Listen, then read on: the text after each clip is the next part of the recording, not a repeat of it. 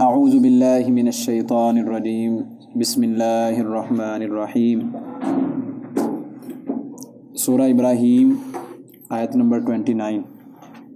الم ترى، کیا نہیں آپ نے دیکھا، الی الذین، ان لوگوں کی طرف، بدلوا، جنہوں نے تبدیل کر دیا، نعمت اللہ کی نعمت کو، کفراً، ناشکری کے ساتھ،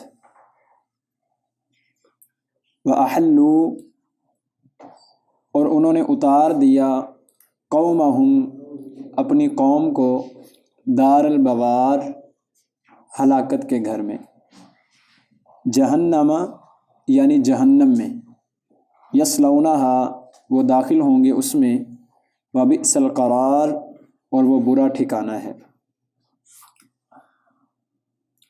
تو یہ اللہ رب العالمین نے انسان کو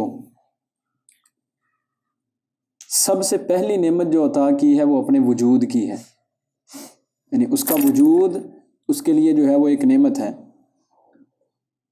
تو انسان نے اس وجود کے ملنے کے بعد بجائے اس کے کہ وہ اللہ کا شکر ادا کرے، اللہ کی اطاعت کرے، اس کی فرما برداری کرے یا اس کی عبادت کرے، اس نے سب سے پہلی نعمت کا ہی جو ہے وہ انکار کیا، اللہ کی اطاعت نہیں کی، اللہ کا حکم نہیں مانا، اللہ کی عبادت سے جو ہے وہ روح گردانی کی۔ تو یہ سب سے پہلی ناشکری تھی انسان کی۔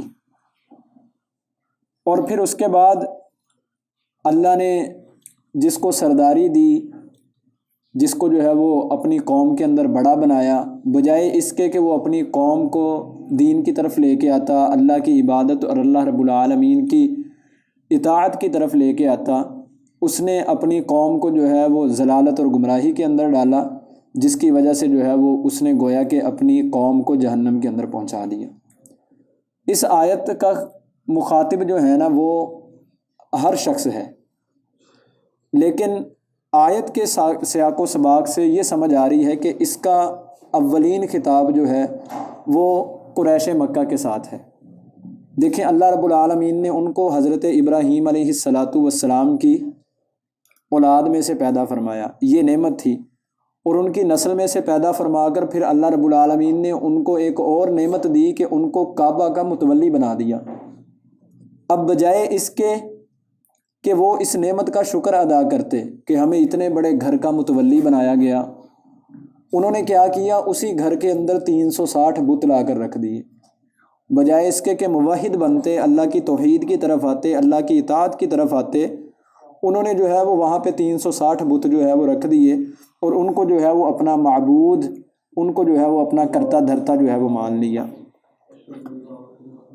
تو اللہ رب العالمین نے دوسرے مقام پہ بھی سورۃ قصص میں جو ہے وہ آیت نمبر 57 میں فرمایا کہ اولم نمکن لہم حرما آمنا یجبی الیہ ثمرات کل شیء رزقا من لدنا ولکن اکثرهم لا یعلمون، کیا ہم نے ان کو ایسے امن والے گھر کے اندر جگہ نہیں دی، یعنی حرم کے اندر ایک پرامن گھر تھا وہ، یجبی الیہ ثمرات کل شیء، وہاں پہ ہر قسم کے پھل جو ہے وہ کھینچ کر لائے جاتے تھے۔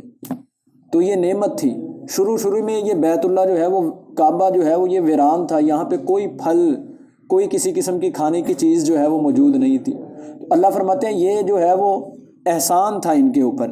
اور پھر سورۃ قریش میں بھی فرمایا الذی اطعمہم من جوع وآمنہم من خوف، اللہ نے ان کو بھوک کی سے جو ہے وہ کھلایا اور ان کو خوف سے جو ہے وہ امن دیا، یعنی یہ جاتے تھے تو لوگ جو ہے وہ ان کے قافلوں کو نہیں لوٹتے تھے، ان کو نقصان نہیں پہنچاتے تھے، وگرنہ عرب کے اندر قافلے لوٹے جاتے تھے، لیکن جب یہ لوگ جاتے تھے تو ان کا قافلہ نہیں لوٹا جاتا تھا، اس وجہ سے کہ یہ قریش ہیں، یہ کعبے کے جو ہے وہ متولی ہیں۔ یہ کس وجہ سے عظمت ملی؟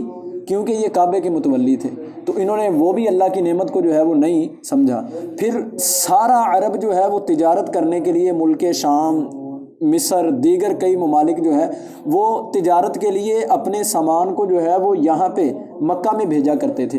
یہ بھی نعمت تھی کہ اللہ رب العالمین نے ان کو بھوکوں کو جو ہے وہ کھلایا، تو انہوں نے اس نعمت کی بھی جو ہے وہ ناشکری کی، طرح طرح کے جو ہے وہ معبود بنا لیے۔ پھر سب سے بڑی نعمت کہ رسول اللہ صلی اللہ علیہ وسلم کو ان کے اندر مبعوث فرمایا۔ تو آپ آپ صلی اللہ علیہ وسلم کو جو ہے وہ مبعوث فرمانے کے بعد ان سے کہا کہ ان کی عبادت، ان کی جو ہے وہ اطاعت کرو، ان کا کلمہ پڑھ لو، تملک العرب والعجم، تمہیں اللہ سرداری عطا فرمائیں گے پوری دنیا کی۔ یہ بھی ایک نعمت تھی۔ تو انہوں نے رسول اللہ صلی اللہ علیہ وسلم کے اوپر جو ہے وہ ایمان لانے کی بجائے، آپ کی اطاعت کی بجائے جو ہے وہ آپ کو بھی جھٹلا دیا، آپ کی بھی جو ہے وہ نافرمانی کی، اور یہاں تک کہ آپ کو حرم کے اندر جو ہے وہ قتل کرنے کا منصوبہ بنا لیا، جس کے نتیجے میں پھر کیا ہوا کہ جنگیں ہوئیں۔ بدر کی جنگ کے اندر جو ہے وہ ان کو شکست ہوئی، اور پھر جنگ احد کے اندر جو ہے وہ ان کے ساتھ جو ہے وہ برا ہوا۔ دیگر کئی جنگوں کے اندر ان کو اللہ رب العالمین نے شکست کا جو ہے وہ سامنا کیا، اور پھر دوبارہ بھوک اور خوف جو ہے وہ ان کے اوپر، قحط سالی جو ہے وہ ان کے اوپر مسلط ہو گئی۔ کیوں؟ انہوں نے نعمتوں کی جو ہے وہ ناشکری کی۔ تو نعمت کی انسان جب ناشکری کرتا رہتا ہے تو پھر وہ نعمت اس سے چھن جاتی ہے، جب تک وہ اللہ کی اطاعت میں نہ آ جائے۔ اور اللہ رب العالمین نے ایک اور مقام پہ بھی فرمایا نا، سورۃ النحل کی آیت نمبر 112 اور 13 میں، کہ ضرب اللہ مثلا قریۃ کانت آمنۃ مطمئنۃ یأتیہا رزقہا من کل مکان فکفرت بانعم اللہ فاذاقہا اللہ لباس الجوع والخوف بما کانوا یصنعون۔ کہ اللہ ایک بستی کی مثال بیان کرتے ہیں، وہ بڑی پرامن بستی تھی، اس کا رزق ہر جگہ سے جو ہے وہ آتا تھا، پھر انہوں نے اللہ کی نعمتوں کی ناشکری کی، اللہ رب العالمین نے ان کو بھوک کا لباس چکھایا اور خوف کا لباس چکھایا۔ کس وجہ سے؟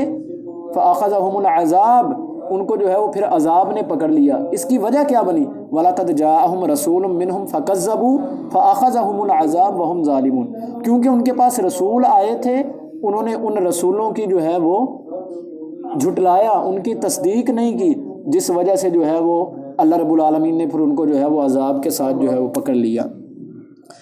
تو علم ترا کے اولین خطاب جو ہے وہ رسول اللہ صلی اللہ علیہ وسلم، پھر اس کے بعد ہر وہ شخص جو اس خطاب کا جو ہے وہ اہل ہے، اور خصوصاً جو ہے وہ کفار مکہ جنہوں نے جو ہے وہ نعمتوں کی ناشکری کی۔ وجعلوا، اور انہوں نے بنائے، للہ اللہ کے لیے، اندادن کچھ شریک، لیضلوا تاکہ وہ گمراہ کریں ان کو، عن سبیلہ اس اللہ کے راستے سے۔ قل کہہ دیجئے، تمتعوا تم فائدہ حاصل کرو، فإن مصیرکم پس بے شک تمہارا لوٹنا، الی النار وہ آگ کی طرف ہے۔ تو یہ اندادن، یہ ندن کی جمع ہے۔ ندن کس کو کہتے ہیں؟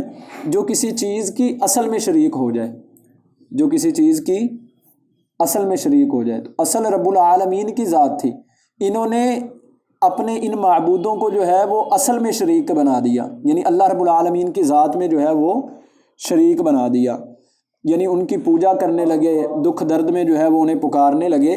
تو اس آیت کے اندر اللہ رب العالمین نے ان کا جرم شرک کا ارتکاب اور لوگوں میں اس کی اشاعت، خود بھی شرک کرتے تھے اور لوگوں کو پھر دعوت بھی دیتے تھے، اور پھر لوگوں کو جو ہے وہ اسلام سے بھی روکتے تھے۔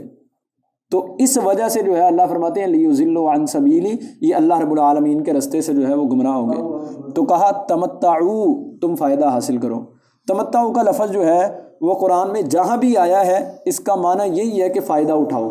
اس کا مطلب یہ نہیں کہ اجازت دے دی کہ فائدہ اٹھاؤ، نہیں، مطلب یہ ہے کہ اس پر ڈانٹنا ہے، ڈرانا ہے، یعنی یہ نہ سمجھو کہ تمہیں چھوڑ دیا گیا ہے، کیا کر لو گے اگر تم نہیں اللہ کی بات مانتے، تو پھر کچھ دیر کا فائدہ اٹھا لو، یہ دنیا کون سا ہمیشہ رہنے والی ہے، کچھ دیر فائدہ اٹھا لو، اپنی منمانی کی زندگی بسر کر لو۔ فإن مصیرکم الی النار، اگر تم اس گمراہی سے نہ نکلے، اللہ اور اللہ کے رسول کی اطاعت کے اندر جو ہے وہ تم نہ آئے، تو پھر تم ہمیشہ ہمیشہ کے لیے جو ہے وہ جہنم کا ایندھن بن جاؤ گے۔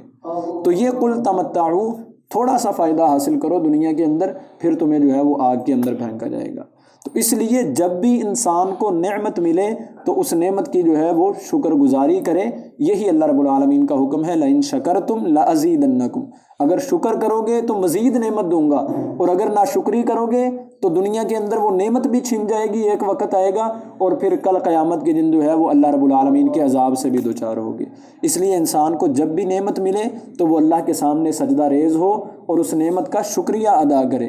اولاد کی نعمت ملی ہے تو اس کا شکر کیا ہے؟ اولاد کو دین سکھائے، اولاد کو دین کی طرف لے کے آئے۔ مال و دولت ملا ہے، وہ نعمت ملی ہے تو اس کا کیا کرنا چاہیے؟ اللہ کے رستے کے اندر صدقہ و خیرات کرے، اللہ کے راستے کے اندر جو ہے وہ لگائے، یتیم، مساکین، غرباء، بیواؤں کے اوپر جو ہے وہ خرچ کرے۔ یہ ہے جو نعمت ملے اس کا جہاں پہ بہترین استعمال ہے دین اسلام کے حوالے سے، وہاں پہ اس کا جو ہے وہ استعمال کرے، تو پھر اللہ اس کی اس نعمت کے اندر جو ہے وہ اضافہ کرتے جائیں گے۔ اللہ سے دعا ہے اللہ ہمیں اپنی دی ہوئی نعمتوں کا شکر ادا کرنے کی توفیق نصیب فرمائے۔ جزاکم اللہ خیرا، احسن الجزاء، قولوا قولی ھذا۔